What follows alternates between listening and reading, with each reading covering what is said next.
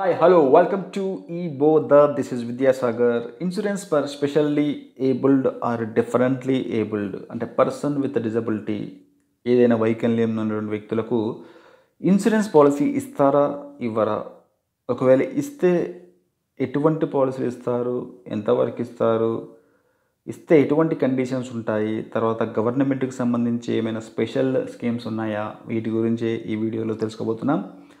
మరి specially or differently abled persons అంటే ఏదైనా వైకల్యం ఉండొచ్చు వాళ్ళకు. అంటే కొంతమందికి పుట్టుకతోనే కొన్ని రకాల లోపాలు ఉంటాయి.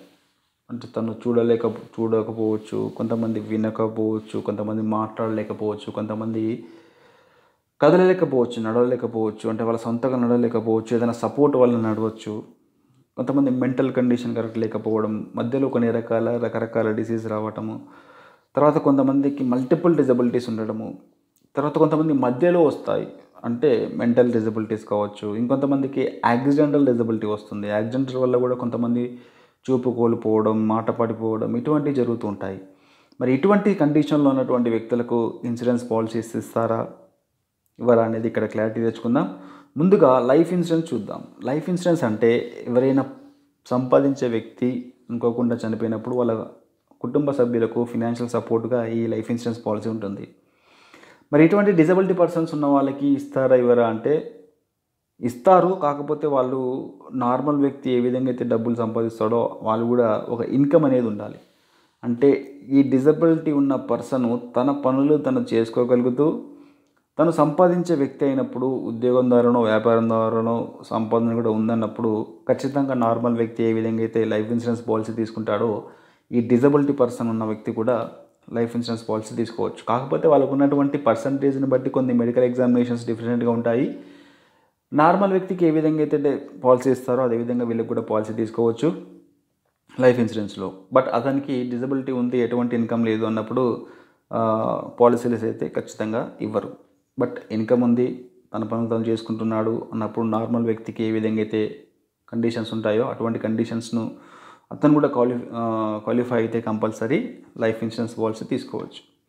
మరి హెల్త్ ఇన్సూరెన్స్కి వచ్చేసరికి పుట్టుకతో వచ్చేటువంటి ప్రాబ్లమ్స్కి హెల్త్ ఇన్సూరెన్స్లో ఎప్పుడూ కవర్ చేయరు. కాకపోతే మధ్యలో తనకు వచ్చినటువంటి యాక్సిడెంటల్ డిజబిలిటీస్ కావచ్చు, మెంటల్ డిజబిలిటీస్ కావచ్చు, కొన్ని రకాల పాలసీ అంటే యాక్సిడెంటల్ వల్ల అయితే ఖచ్చితంగా పాలసీ కంటిన్యూ చేసుకోవచ్చు, పాలసీ బెనిఫిట్స్ వస్తాయి. అంటే ఆల్రెడీ తను పాలసీ తీసుకోగలిగితే. ఒకవేళ యాక్సిడెంట్ వల్ల తనకి డిజబిలిటీ వచ్చింది, తర్వాత పాలసీ తీసుకోవాలంటే ఇస్తారు. అతనికి ఉన్నటువంటి ప్రాబ్లమ్ను బేస్ చేసుకొని కొంతమందికి కేస్ బై కేసు ఉంటుంది, మ్యాక్సిమం ఇస్తారు. కాకపోతే అతనికి బై బర్త్లో కొన్ని కండిషన్స్ ఉంటే కొంతమందికి మాట్లాడలేకపోవచ్చు, పాలసీ ఇస్తారు, చూడలేకపోవచ్చు, పాలసీ ఇస్తారు. కొంతమంది మెంటల్ కండిషన్ కరెక్ట్ లేకపోవచ్చు, అంటే వాళ్ళకి పాలసీ ఇవ్వరు. సో హెల్త్ ఇన్సూరెన్స్లో కూడా తనకు ఒక లోపం ఉంది, కానీ నార్మల్ వ్యక్తి లాగానే తను కూడా తన పనులు తను చేసుకుంటూ కొంత ఇన్కమ్ ఉందన్నప్పుడు హెల్త్ ఇన్సూరెన్స్ పాలసీ కూడా ఇస్తారు. మరీ హై రిస్క్లో ఉన్నటువంటి వాళ్ళు అంటే మెంటల్ కండిషన్ కావచ్చు, కొంతమంది పుట్టుకతో కంప్లీట్ నడవలేకపోవచ్చు, కొన్ని రకాల డిసీజెస్ ఉండొచ్చు, అటువంటి వాళ్ళకి హెల్త్ ఇన్సూరెన్స్ అనేది కొంచెం కాంప్లికేషన్గా ఉంటుంది. సో మరి బేసిక్గా అయితే పర్సన్కి ఏదో ఒక చిన్న లోపం ఉంది, సంపాదిస్తున్నాడు అన్నప్పుడు హెల్త్ పాలసీ తీసుకోవచ్చు, లైఫ్ ఇన్సూరెన్స్ పాలసీ తీసుకోవచ్చు. అలా కాకుండా తనకి ఇన్కమ్ లేదు, కొంత లోపం ఉంది అంటే వాళ్ళకున్నటువంటి లోపము, వాళ్ళకున్నటువంటి కండిషన్ని బట్టి కేస్ బై కేసు కొంతమందికి ఎలిజిబిలిటీ ఉంటుంది, కొంతమందికి ఎలిజిబిలిటీ ఉండదు. ఓవరాల్ అయితే ప్రాబ్లం ఉన్నా తన పని తను చేసుకుంటూ ఇన్కమ్ ఉన్నదంటే పాలసీస్ అయితే ఇస్తారు. మరి గవర్నమెంట్కి సంబంధించి ఎటువంటి స్కీమ్స్ ఉన్నాయి అనేది కూడా తెలుసుకుందాం.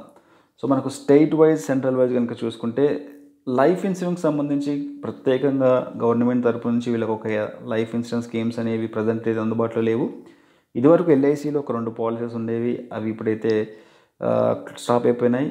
ప్రజెంట్ అయితే ఎటువంటి లైఫ్ ఇన్సూరెన్స్ స్కీమ్స్ ఈ డిజబిలిటీ పర్సన్స్కి స్టేట్ గవర్నమెంట్ కావచ్చు, సెంట్రల్ గవర్నమెంట్ నుంచి లేవు. మరి హెల్త్ వచ్చేసరికి స్పెషల్గా ఎటువంటి ప్లాన్ లేదు. కాకపోతే ఆల్రెడీ స్టేట్ గవర్నమెంట్ వారు ఇచ్చేటువంటి ఆరోగ్యశ్రీ అటువంటి వాటిల్లో వాళ్ళకు ఏమైనా వేరే కాంప్లికేషన్స్ వస్తే కనుక కవర్ అవుతాయి, అవి ట్రీట్మెంట్ చేయించుకోవచ్చు. మరి సెంట్రల్ నుంచి వస్తే మనకు స్పెషల్గా 2 పాలసీస్ ఉన్నాయి. నిరామయ అండ్ స్వలంబ్ అని చెప్పేసి 2 హెల్త్ స్కీమ్స్ ఉన్నాయి సెంట్రల్ గవర్నమెంట్ నుంచి. నిరామయ అనేది ఒక ఇండివిజువల్ పాలసీ. ₹1,00,000 వరకు మనకు ఇన్సూరెన్స్ కవరేజ్ వస్తుంది.